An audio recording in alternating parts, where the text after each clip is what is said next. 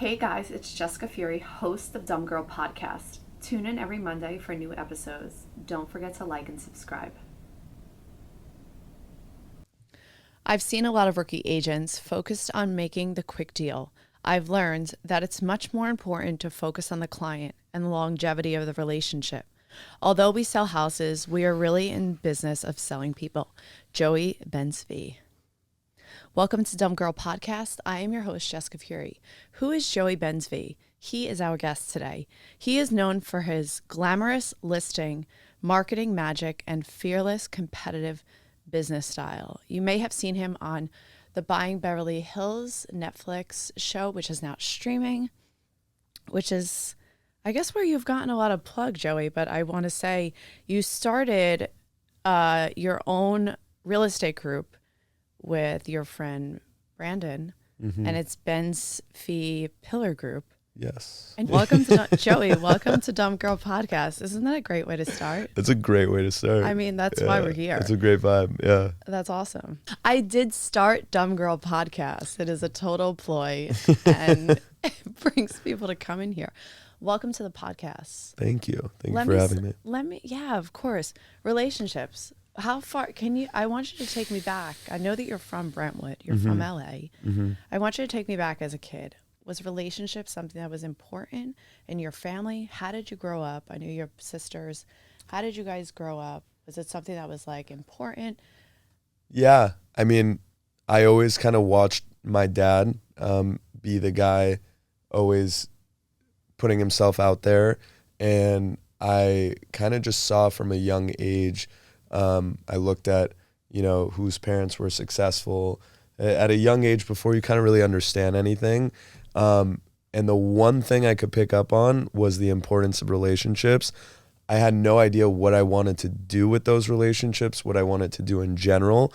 I just knew I had to cultivate as many high quality relationships as possible. And that comes on an emotional side, but it also comes on, a business side.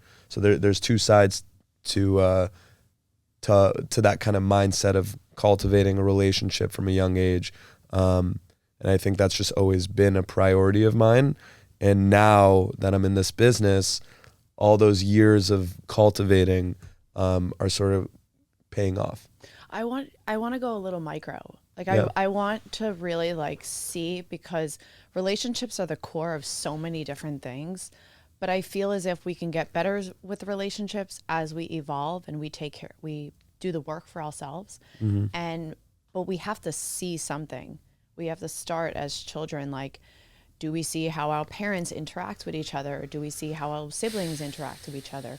Do we see something and we're like, oh, I like this? Do we go in a relationship and the relationship doesn't work, but you're able to see your part in a relationship? So can you just go a little micro with maybe as a kid, your parents were loving, or they connected to your grandparents are also here as well. They're still in LA. No, all my grandparents have passed. Okay. But I think, I don't know who I learned this from or at what point, but I've had several good examples, is that a lot of people think that if they're just picking up relationships along the way, that they're gonna create this unbeatable network, but it's 100% based in a genuine relationship. You can't just be going after relationships as kind of points on the board.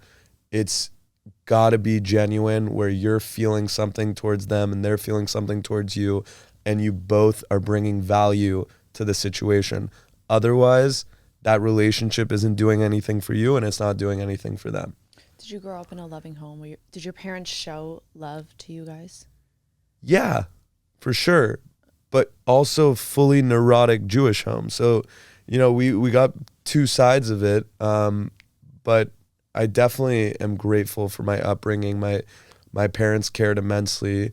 No one's perfect, but they did as well as they could have. And you just picked up things.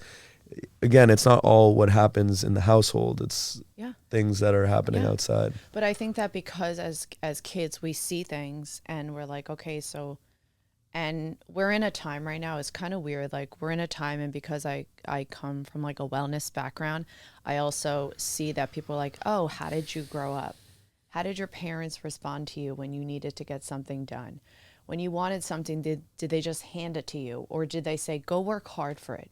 Go make the connection to the person. You want to go make money? Go make money. You want to start a business? Go start a business. So I think that those things could be really motivating, but it can also be one of those things where I'll take myself as an individual. I moved from New York, from New Jersey to come to Los Angeles. I've started businesses on my own here, and I've had to create those relationships, and I'm still creating those relationships in businesses that I want to evolve. Now, turning it on to you, and I applaud you for this because you are a young, successful 20-something, and I think that's amazing. It's not usual, but it is more common now in generations. So was that something that you were like as a young age, or when you went to college, you're like, I'm going to start a business and I'm going to create success, even if I have to turn to my parents or my peers or my grandparents or people in your circle to see how I can execute in such a powerful way? So I guess the one thing that my parents always instilled in me was I was raised in a very fortunate position.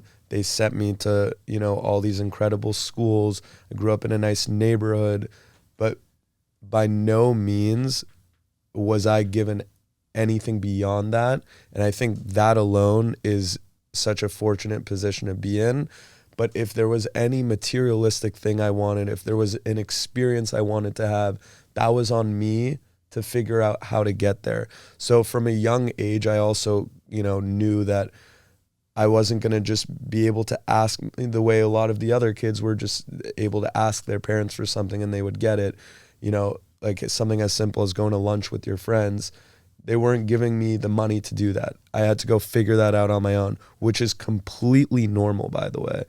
It's just more of how I ended up figuring it out in my life. That, I'm not saying poor me by any means, because I had a very, very blessed childhood. It's just those circumstances that created an environment where I had to figure it out.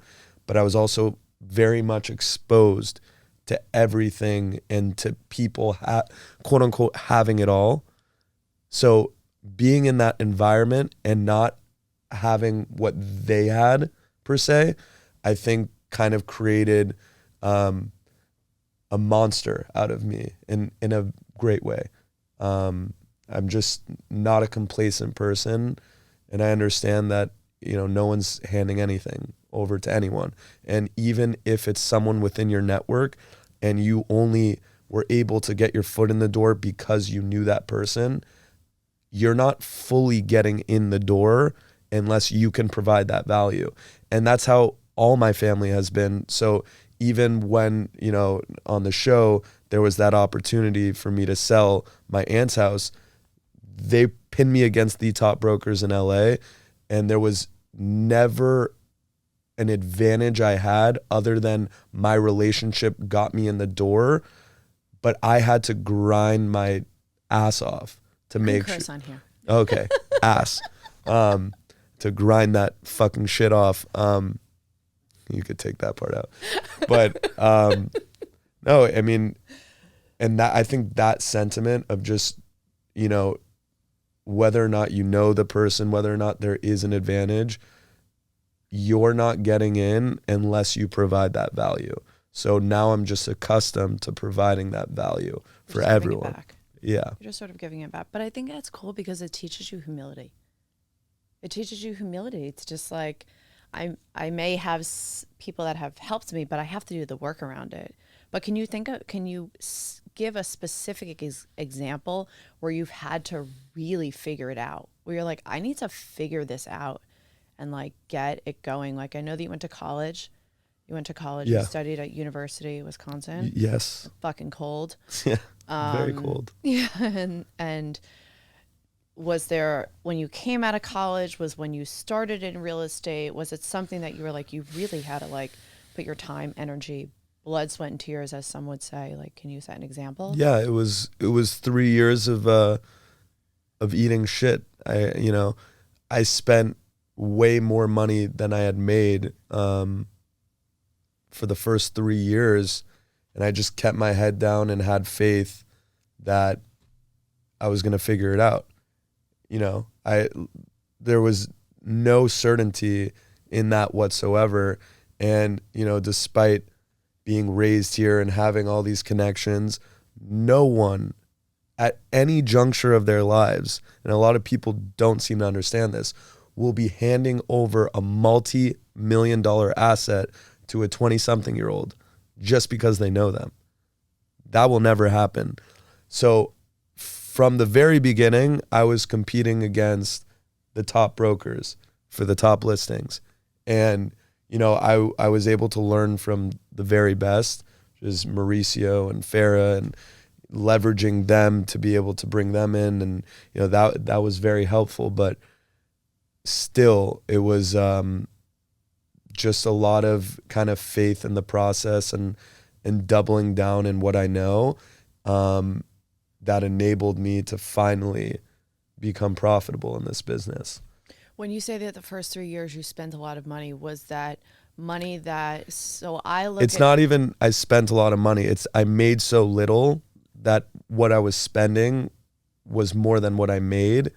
And I was putting everything into my business, meaning courting relationships, taking people out, marketing, not as big of an expenditure back then because I didn't have as much to market, but just, you know, the intangibles of taking people out and, you know, just being the guy before I was the guy until I became the guy. Yeah, no, I think that's great. But I guess the point that I was starting to make with that is that, you know, I look at it sometimes and I was trying to explain it to somebody. I've made a career change from one industry to another, and it's a fucking whole other world. However, I've worked with people in the entertainment industry for a very long time. I've trained celebrities. I've trained high profile people. You're tying all this in nicely. You know, and I know so many people, and people are like, oh, those are your sphere of influence. And I think it's great, but I do keep moderate connections with them just through like social media, through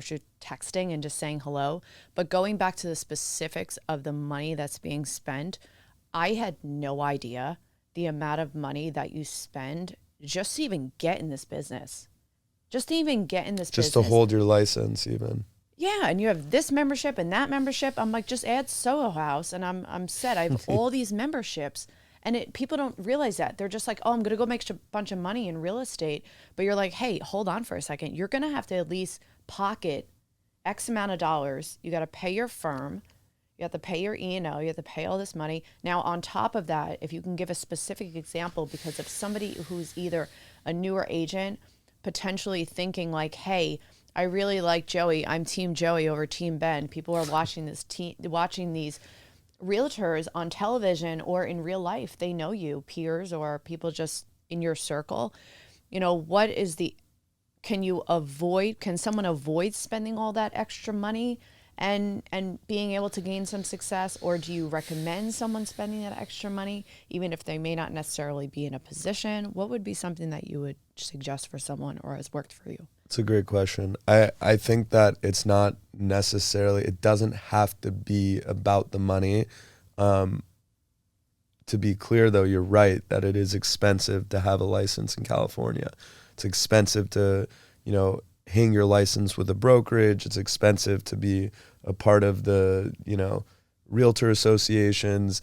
That's thousands of dollars every year right out the gate. And, you know, I mean, I think I made like my first year in real estate, maybe a total of like $7,000. So I was barely breaking even with my dues, and then it just gets blown out of the water when I'm taking these clients out to nice dinners, and you have to kind of, your client needs to understand that you understand them and their lifestyle. So you have to kind of step up to that lifestyle and show that you're part of this and you can understand the nuances of what you're selling. And part of that is the people and, again, the lifestyle. So I think there is a way to do it without necessarily shelling out a ton of money. I think there's gestures that you can make. You can bring, I know someone, actually someone that we just brought onto our team. He started his career by, making relationships and dropping off Whole Foods muffins at this person's house. I don't know how often, but must have cost him a total of $50. Whereas it's very easy to take a client out and spend. I was in Santa Barbara a few weeks ago, took a client out, and it was well over $1,500. But that's because I got there. I mean, in the beginning, you kind of just have to figure it out, and there's ways to do it and be classy and be elevated without spending all that money. It's just, do you have the drive and creativity to get there, and are you willing to eat shit for as long as it'll take? And some people it takes a little bit longer. Absolutely. I mean sometimes sometimes you're like, fuck, I just want to leave. I just want to leave, and I have to show up. Yeah. You have to show up. But there's something that I want to just bring to the surface, and that's, there's this misconceived notion. I'll just say that, people assume, and assumptions can often get us into trouble. They assume like, Joey knows Alexia. He went to school with Alexia. And so because of that one relationship, he's going to get all these deals, but it's like, hey, no, I'm creating my own business. Yeah. And it's just my relationship with this person is this person is my friend, and I'm going to show up as one, their peer, two, their friend, three, a relationship that's going to continue to grow for as long as, for as long as we continue to be friends, and all those other things that grow off of that.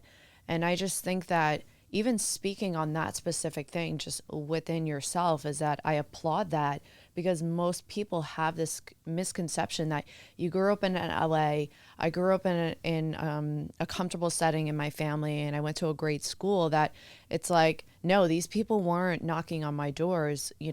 What were some of the things that you had to do that really start to showcase yourself as somebody in a business to manage people's assets at very wealthy people from what it seems? Well, I'll just say, to be clear, that, in all my years of working with Mauricio and their team, there is not one single deal that you've seen me post or that you've seen, recorded.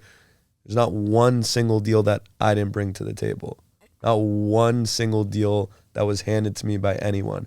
And I'm saying, even with the foot in the door advantage, I'm always working at a disadvantage, because I'm actually changing a narrative that was very strong. I was a jokester as a kid. I was a kid. I was a different person. And everyone's a kid at one point, or everyone's not the most successful person in the room until they become the most successful person in the room. So you're kind of fighting that narrative, and it just took a lot of grit over time and a lot of good brand association, making sure I was in the right places with the right people. One of which is, associating with Mauricio. That helped people take me more seriously. But just quick story about that too. Mauricio didn't find out I was at the agency until 2 weeks after I was in the agency, and same with Alexia, because I specifically knew down the line that could be, a conversation, and I wanted to do it the right way. So I cold called another partner, him having no idea I had a relationship with them, and he said he didn't have a position for me. He said he'd give me 5 minutes to talk. Ended up talking for 2 hours, and convinced him to give me a job. And that's how I started at the agency. And then eventually I moved over to Mauricio's office once he found out I was there. So yeah, I think a lot of people have this misconception that just because of certain scenarios, I'm handed things. But, if anything, I feel like I have to work a little harder to kind of prove these people that already knew me in one way that I was something else, something greater, something more elevated, and someone that they can trust with their lifelong multi-million-dollar assets. What was the conversation that you had with that person that you had to convince them? And it can either be from what you said specifically to that person, or something that can apply to someone that, that you have to convince someone that you want to be the best for the job, and either yourself or another person who wants to execute something new or another level in their business. What does that convincing look like? It's really hard to say. It's you just kind of have to show that you're ruthless and that you're always going to exhaust every single opportunity. And that comes down to even when you're negotiating with the client and they're saying, I want to give you 4% listing agreement. It's so important that you stand up and you say, my value is 6%, because they know that if you're negotiating with them like that, they can sure as hell count on you to negotiate with the future buyer that's going to be purchasing their home with that same vigor. So I think it's really just, it comes down, there's no cheat code. You just have to be genuinely out there, exhausting every opportunity and doing everything you can. And that energy you can read that energy.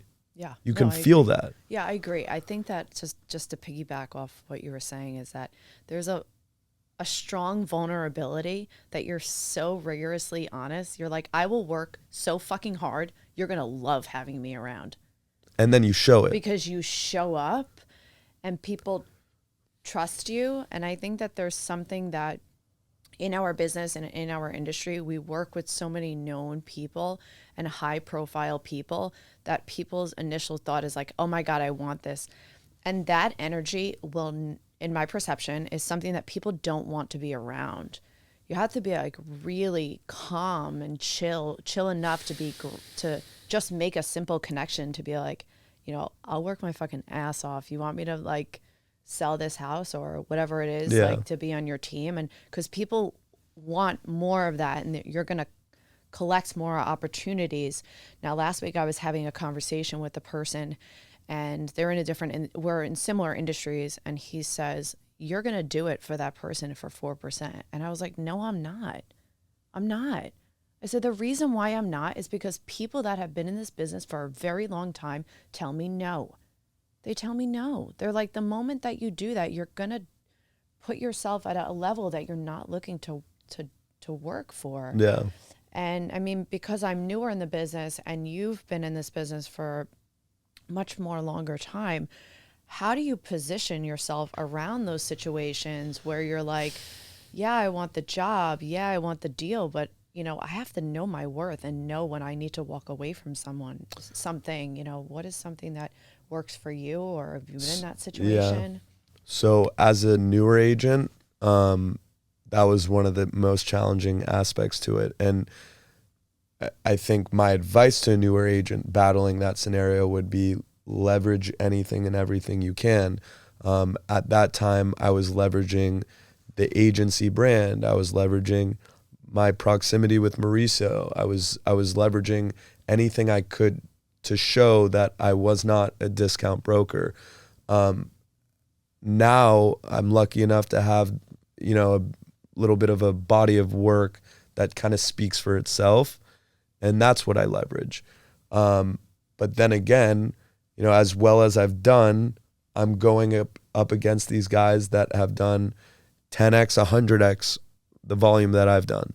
So you're always going to be playing against a bigger person at some point or another.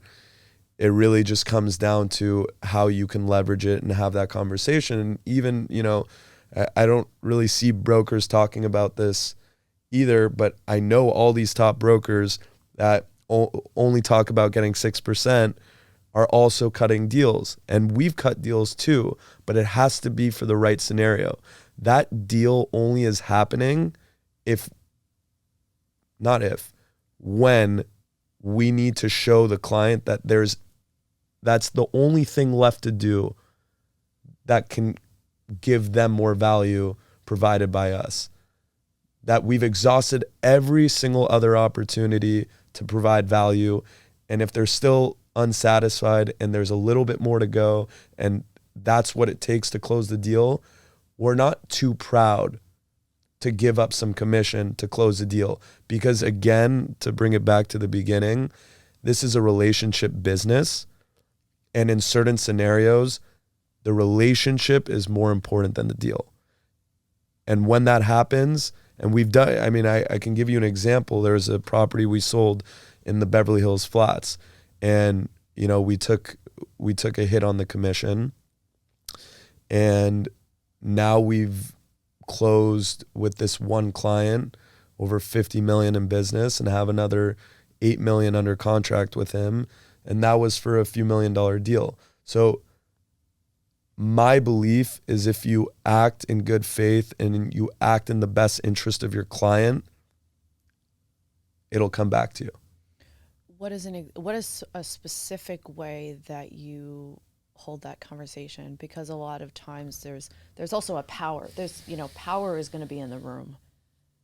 Who's going to control the conversation? And sometimes it's the client. And sometimes that can be really overwhelming. And it's like, when do you have to take a step back? And have you had to take a step back? You know, because you don't want to surrender to somebody who may be a really big client. Totally. I mean, it's such a balance at the end of the day. We're not negotiating one term. We're not negotiating a commission fee. We're negotiating a holistic deal. So to me, the way I always like to do these things is the same way I would approach any negotiation. And it's just breaking down all the terms, figuring out what the real objective of the seller is, what our real objective is, and how do we come together and figure that out. If our real objective is to sell it for the best number and their real objective is to sell it for the best number, but they want to pay X amount and we need them to pay Y amount, there's a middle ground where if you can give them that reassurance that you will, and they, again, this is something that they can feel, it's a genuine thing, that you will be exhausting every opportunity to get them the best results, sometimes the issue of commission just becomes a non-issue. And of course, there's more nuanced scenarios where different things happen. And then at that point, you just have to analyze who the client is, what the potential future business is there. And it's all just judgment calls. Yeah, I think that's also just like being able to understand people and give people the room to be themselves so they're not so overwhelmed by someone else's personality. And just going back to what I was sharing, it was something on like $3 million that somebody was saying not to go in at 4%, and, you know. But I want to see if you can go back to that time of like 3 years where it started to just take off in your business and things started to snowball, as people say, like it starts to snowball in your business. Did you start to experience something that was overwhelming? How did you manage the struggle that was going on during those first 3 years or 2.5 years? And then all of a sudden things start to taking off. You know, there was this hesitancy of that or doubt, or do I want to execute something off of this? Like what was going on during that time? And what were some of the steps that you started to take? Maybe I'm insane for this, but I think with absolutely no rationale involved, I just believed to my core that I was going to figure this out, even after 3 years of not making it work. And, you know, as the deals started rolling in, and we started, you know, getting pretty successful at this, nothing really changed in terms of the hustle and the struggle and everything. The only thing that changed is that I was actually closing the deals and I was actually getting the opportunities. It's the only thing that changed.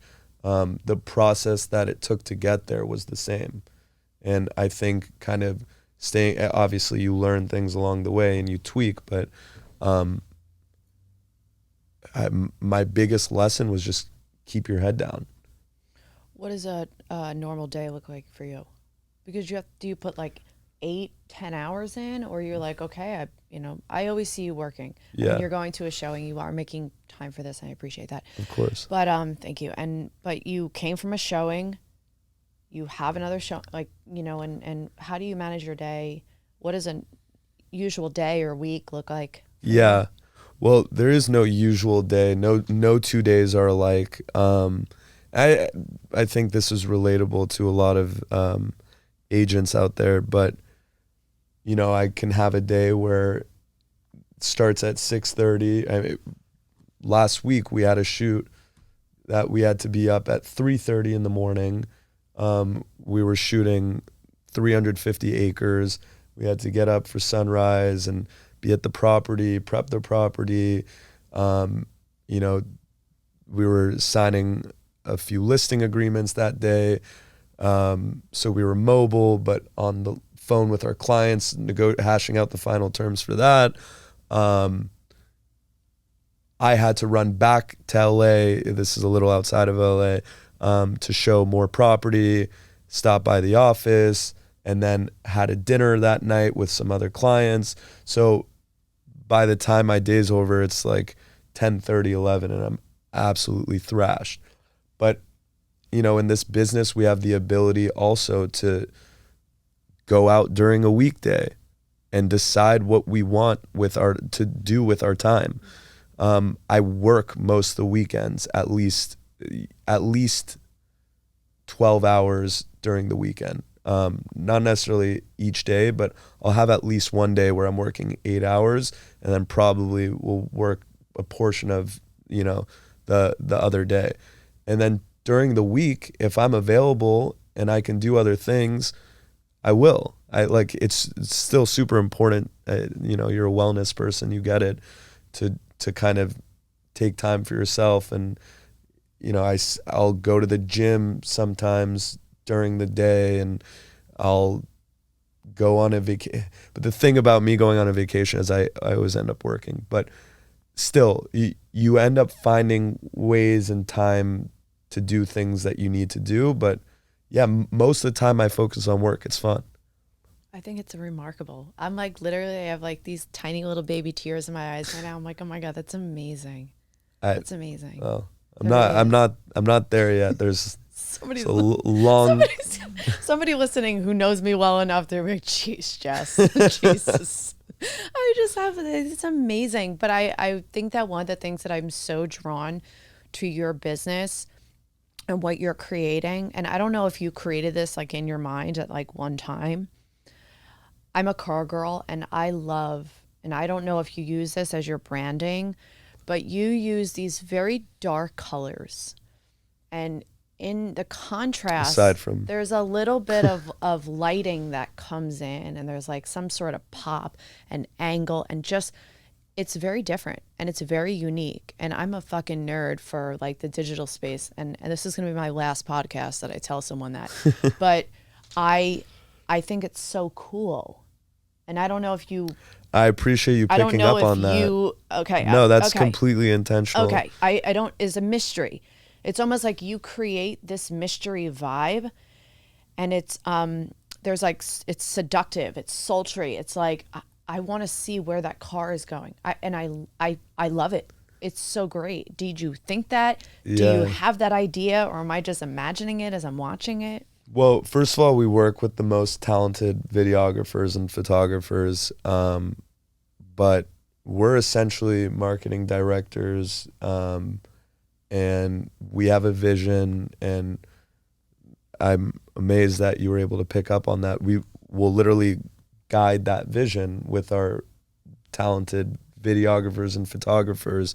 They're talented enough to execute on that. But yeah, that's kind of our idea, is that we don't, a lot of people in sales are kind of screaming at you, and they're running after you, and the natural human instinct is to almost run away. But if your method of sales is, here we are, we're kind of hard to get, you kind of aren't sure what it is, but you want to know more, I think that just becomes a much more approachable way and a much more fluid or organic way for our clients to find us. You know, I always wanted to create some sort of system where I obviously have been hustling and running after clients my entire career, but I want it to feel like they're finding me and that I'm the gold. And I think that's, you know, that has been our goal. And we still have a long way to go to really get there, but we're starting to see it pay off. I think that you're already probably in it. You're just being humble.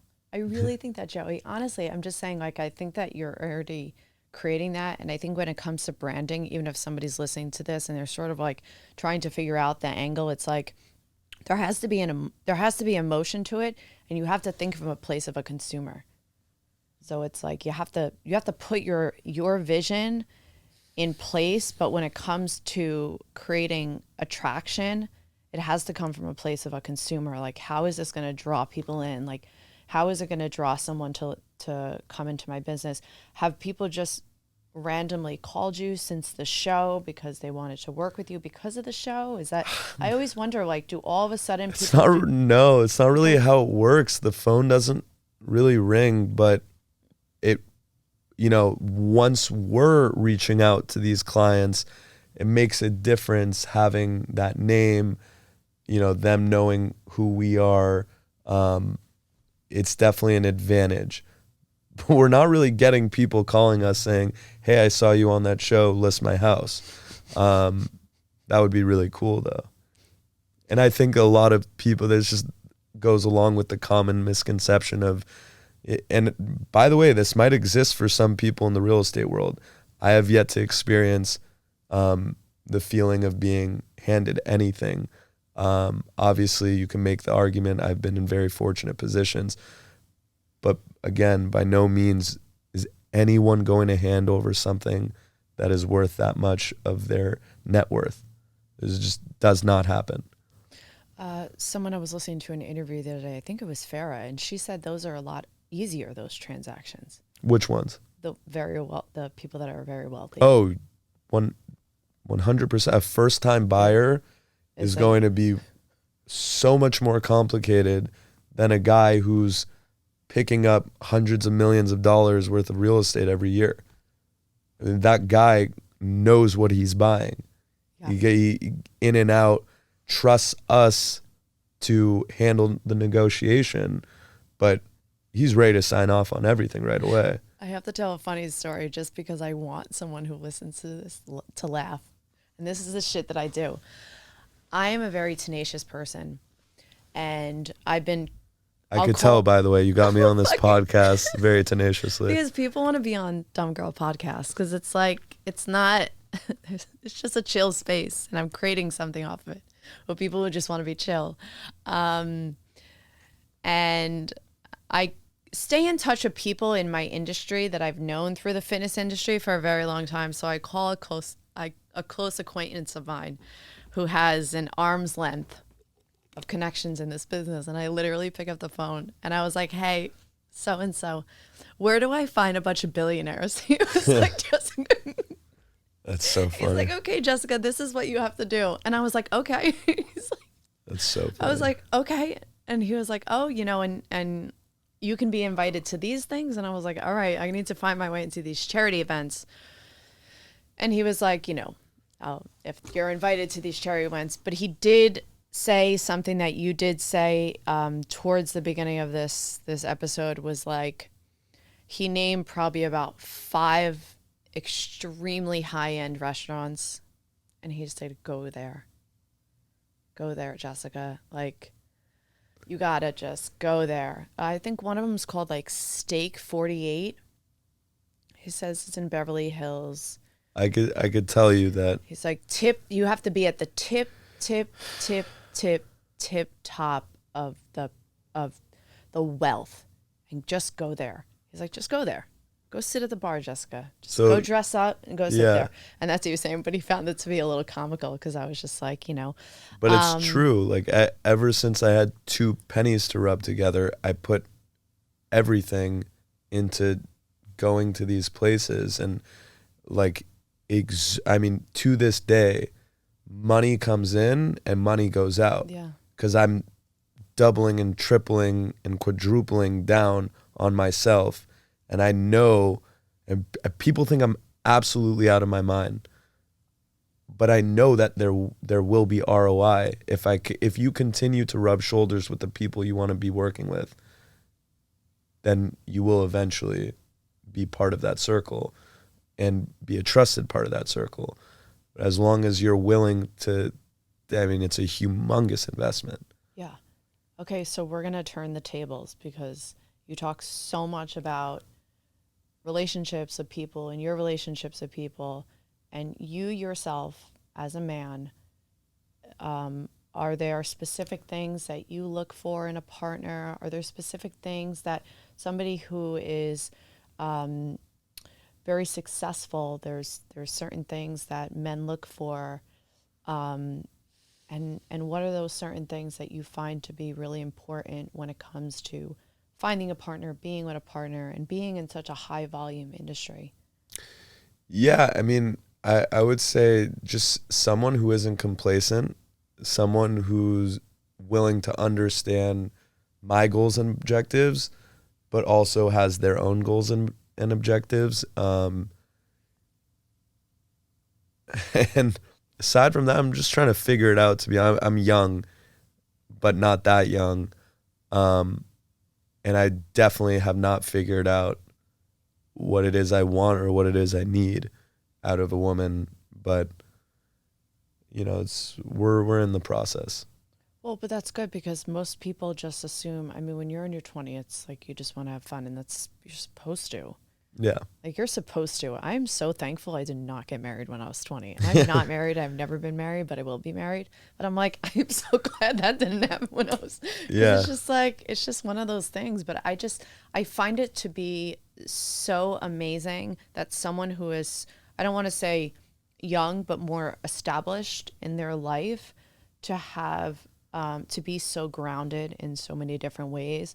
And I think those will continue to attract different types of opportunities and relationships, because I know that relationships are so important for you. And even to make that point across in this episode for those that are listening, that sometimes maybe instead of grinding, nurture a relationship that's around you.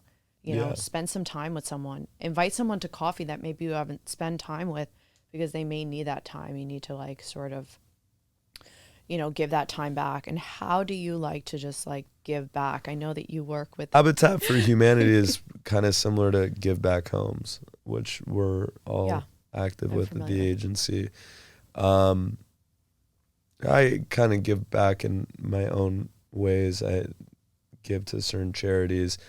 But I'm also starting a mentorship program with younger kids. I was always like misunderstood as a kid because I just had way too much ADHD and too much energy, and every teacher was telling me that, I wasn't going to end up anywhere. And everyone has these defined lines of you got to go through college, you got to get these grades, you got to be behaved and all this stuff. So kind of my passion right now is working with kids that are maybe misunderstood and letting them know. Oh my God, that's so nice. Yeah, well, we're still cool. still starting, but You'll have to get excited. like little BZP hats, like tiny little ones. That's so cute. Oh my God. I appreciate you being here. And I will say I'm a tenacious person, but because I also like have friends of people in the industry and I'm building relationships with them, those things are important. That's my most important thing. So people like, get back. I'm like, cool.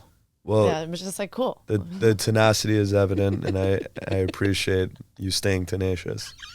That's that fury fire. I like to ask my listeners 3 questions before they leave me. What is a non-negotiable in your morning routine that sets you up for the day, that grounds you?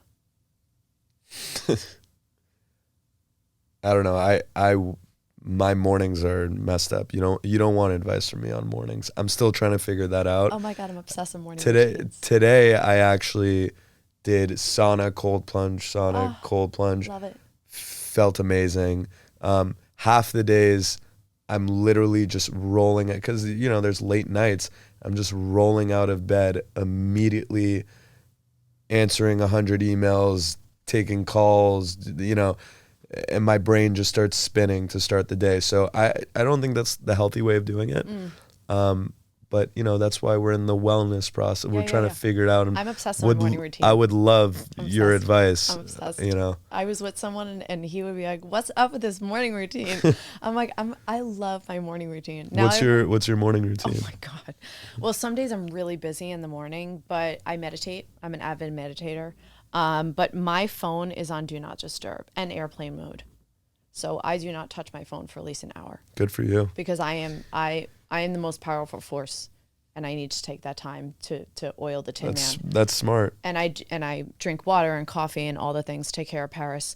Can you leave the listeners with one suggestion or piece of advice that they can apply to their daily routine, business, and or relationship? Yeah. Just keep your head down, and even when it seems like nothing's coming of it, if you feel good about what you're doing, stay in the process, enjoy the journey, and stay out of the results. I like to keep the head down. That's sort of like dumb. You're like, wait, what? Like, yeah. Keep your head up, keep your head down. It's so much. Keep you your put head blinders down. on. 100%. Yeah. What are 3 qualities peers of yours would say about you?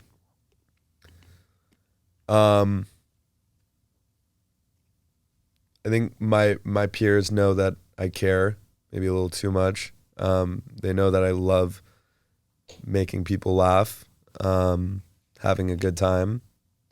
And the third thing, that I'm just that I have a really large heart. This is a podcast that just now is going to get tons of thousands of viewers because of that comment. I'm going to just stream that one thing, and people are just going to listen to this episode. Joey, thank you so much. Plug yourself. Where can people find you? Well, you can find our website, bzp-group.com, or my Instagram, Joey Ben-Zvi, which is just Joey, Joey, Ben, Ben, Zvi, all one word. Joey, thank you. You can follow me at Jessica J. Fury. You can follow my real estate page at Jessica Fury Real Estate, and follow the podcast. You can rate and subscribe. And we're now on YouTube at Dumb Girl Podcast. Thank you so much, and I will talk to you guys soon. Thank you.